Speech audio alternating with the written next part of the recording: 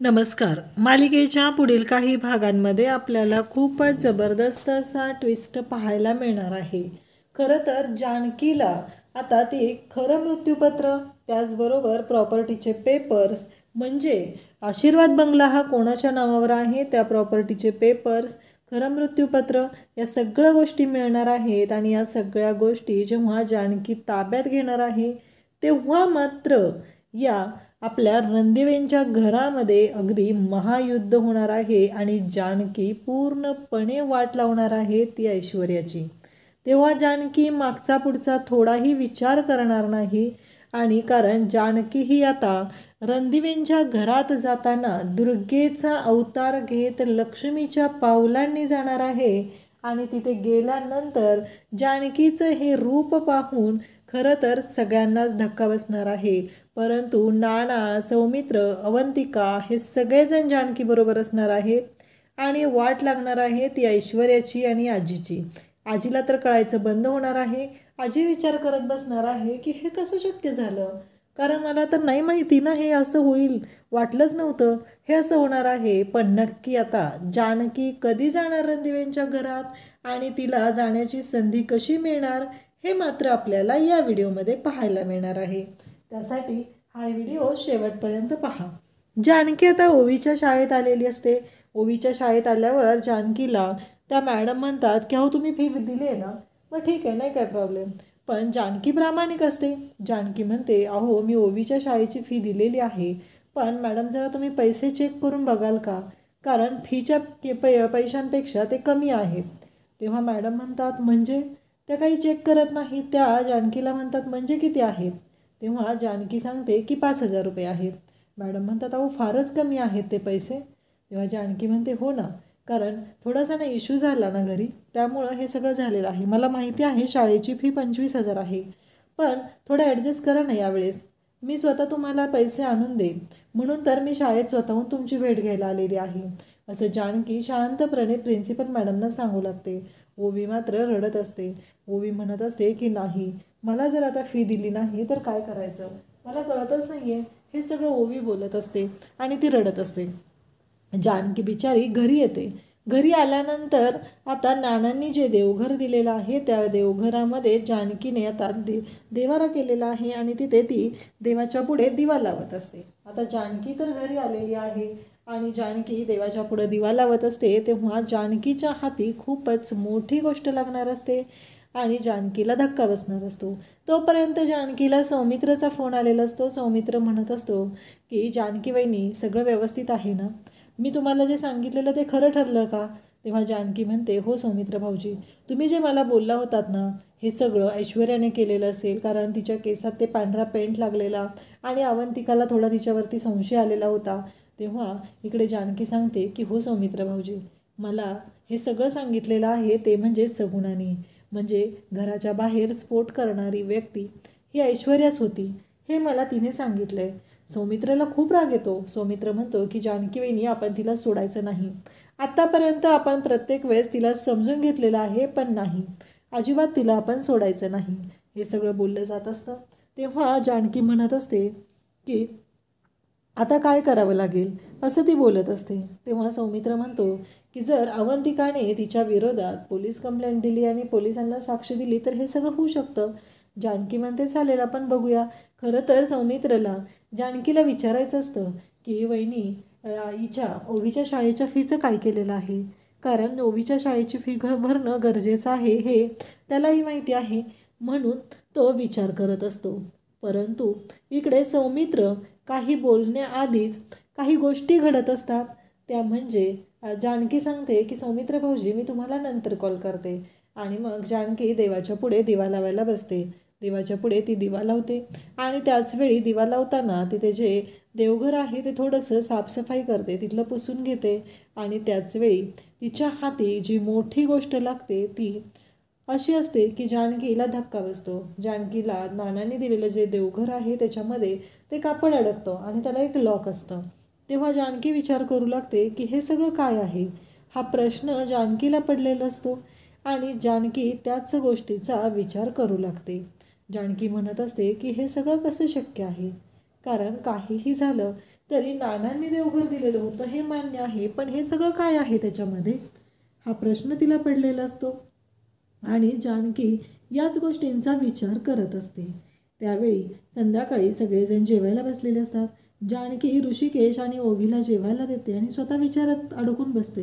ऋषिकेश म्हणतो की काय झालं जानकी, अशा कोणत्या विचारात तू एवढी अडकली आहेस, हा प्रश्न ऋषिकेशने विचारलेला असतो. तेव्हा जानकी म्हणते की आपल्याला नानांनी देवघर दिलेलं आहे, तुम्हाला माहिती आहे ना, त्या मृत्यूपत्रानुसार आपल्या नावावरती देवघर होतं. तेव्हा जानकी म्हणते की हो. इकडे ऋषिकेश म्हणतो की हो. तेव्हा ऋषिकेश म्हणतो मलाही कळत नाही आहे, पण तू असं का विचारते जानकी, मला कळत नाही आहे.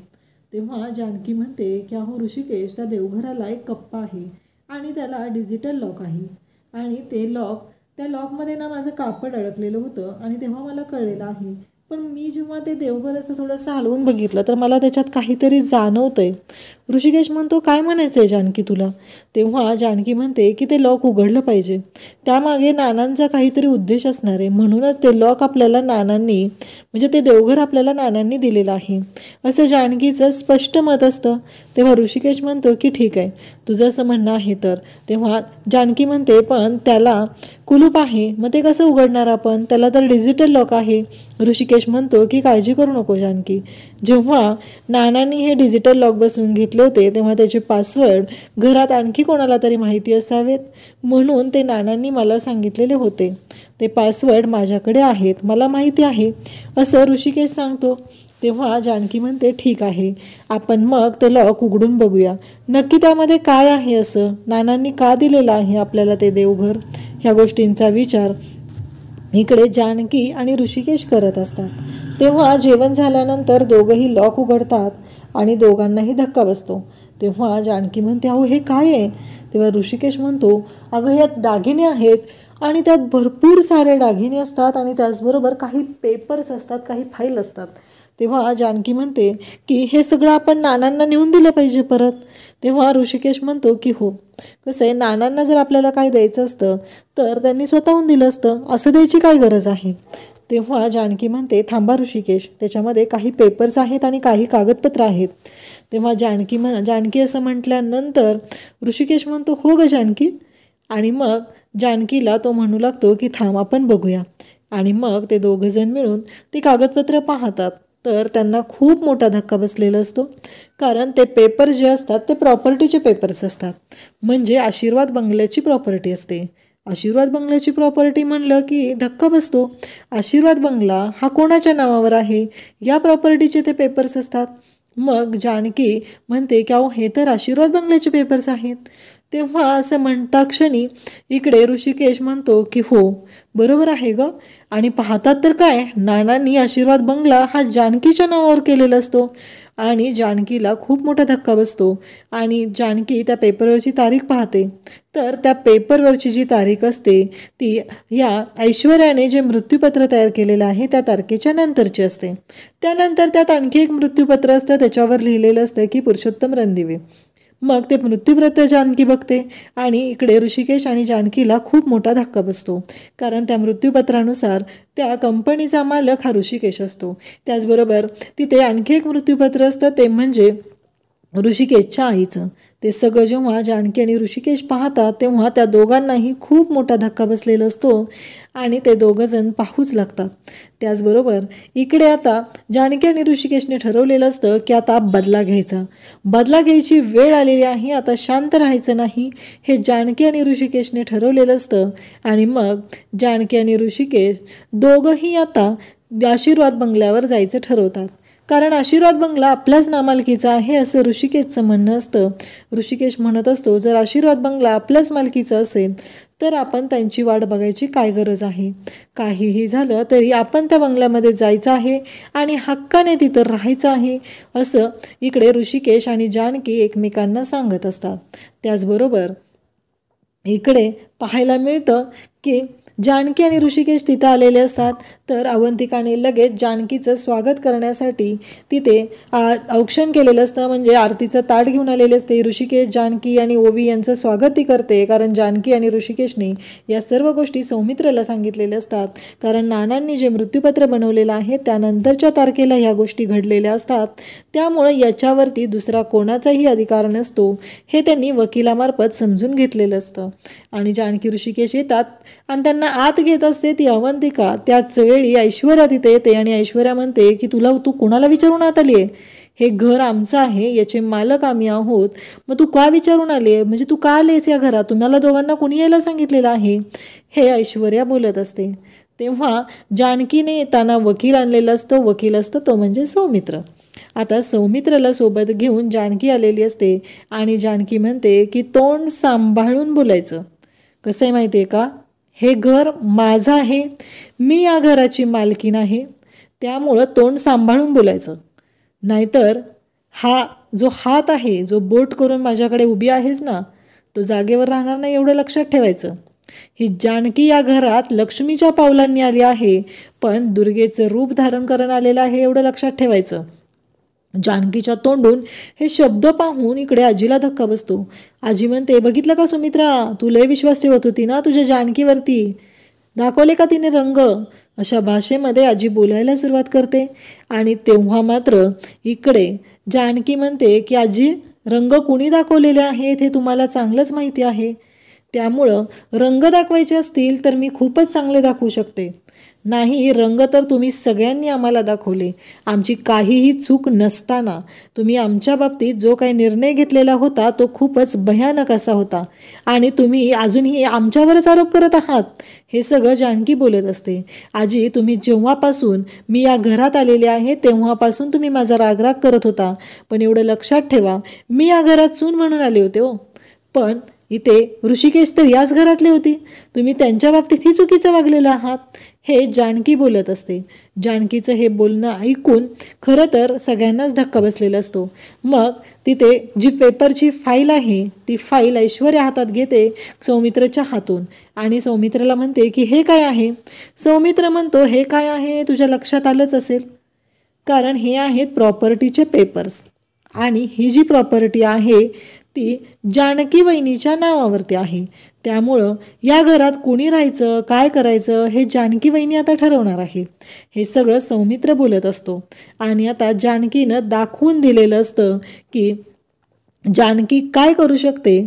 आणि ऋषिकेश तर तिथे आलेला असतो आणि म्हणत असतो की आणखी एक गोष्ट, कसं आहे माहिती आहे का, हे घरच नाही तर कंपनी जी आहे ना, कंपनी ती माझ्या आईच्या मालकीची आहे, ती माझ्या आईच्या नावाच्या जागेवरती आहे, त्यामुळं लवकरात लवकर ते सगळं खाली करायचं. ते माझं आहे आणि हे घर माझं आहे, चला चला निघा या घरातून, असं ऋषिकेश बोलत असतो. तर इकडे ऐश्वर्या मात्र ऐकायला तयार नसते. जानकी म्हणते की आता या घरामध्ये माझं राज्य आहे, मी जसं म्हणेल तसंच होणार आहे आणि काहीही झालं तरी या घरामध्ये आता माझी सत्ता चालणार आहे, एवढं लक्षात ठेवायचं आहे. हे सगळं जानकी बोलत असते आणि जानकीचं हे रौद्र रूप पाहून खरं तर धक्का बसलेला असतो. तो म्हणजे इकडे त्या आपल्या सुमित्रा म्हणत असते की आजपर्यंत मी जानकीला असं कधी पाहिलं नव्हतं, पण आज ही अशी कशी काय आलेली आहे आणि ही अशा भाषेत कशी बोलू शकते? आजपर्यंत जानकी कधी अशी नव्हती ना, मग आज का असं? आता सुमित्राला जाणवत असतं की जानकी चुकीच्या पद्धतीनं बोलत आहे.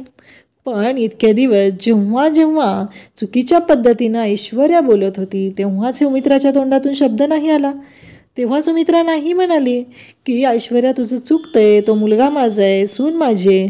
तेव्हा मात्र तिथे अनाथ आणि सावत्र म्हणून हिंमत होती.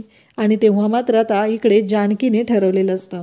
खरं तर जानकी आणि ऋषिकेशला वाट लावायची असते, ती ऐश्वर्याची लावायची असते आणि त्यासाठी त्यांनी दोघांनी हा सगळा प्लॅन केलेला असतो.